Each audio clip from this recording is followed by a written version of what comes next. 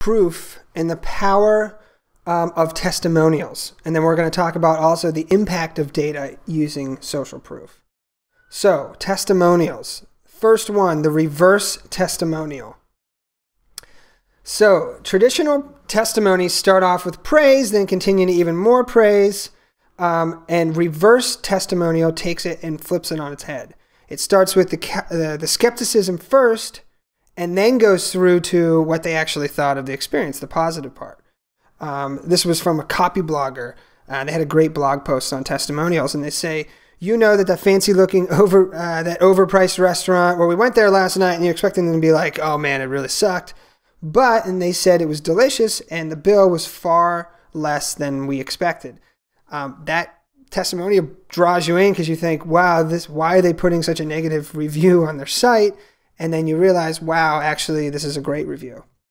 So that's the reverse testimonial. Here's Dane Maxwell again. I think he has a great formula for testimonials. And so if you get a testimonial, as long as it's okay with the person who gave it, you can mix up the wording if you want to make sure, and as long as they're okay with it, to make sure that it's in the proper order to get the most attention. So you can say the specific, or you can even ask them, be like, hey, can you give me a testimonial in the following structure, right? It's not like it's not correct. It's just written in a different way. So if you say the specific end result or customer benefit, plus the time, plus the accompanied feeling that they got, and then the person's name with their stats to make sure this isn't Joe Blow. This is someone who actually uses the product, or someone who is of high stature, someone you could actually believe. So you look here. This is one example Dane gave. It was an agent. He said, I saved $200 per month alone in the file forwarding in savings. That's the benefit. He took 3 days. Now he can be home with his baby's son. The freedom is incredible. That's the feeling that he got. And at the end, his name, and then what he actually is. He's the top 10 RE/MAX agents in the world. So that's a pretty big deal. So I went through a lot of the different landing pages, examples, and you can see here they use them a lot. Almost every landing page that I saw, the good ones, had some sort of testimonial. So you can see here are 3 different examples of testimonials on a landing page. The one thing that Dane had mentioned, he's like, use these testimonials everywhere, right?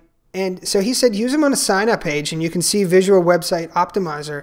They're using it on the sign-up. So even when you go to sign up, you're still seeing some more social proof, which is very effective. So you can use it in a bunch of different spots throughout your site. So the next thing is the impact of data and the impact of pure numbers, which are really important when you're trying to get this social proof across.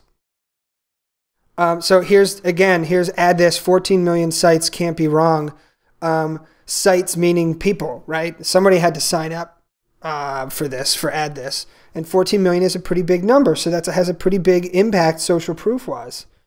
Basecamp, same thing that I talked about before, 6,565 companies, huge number. They signed up for it. That's a lot of proof that they've come across there. And so this was another great one. I think this was on aweber.com.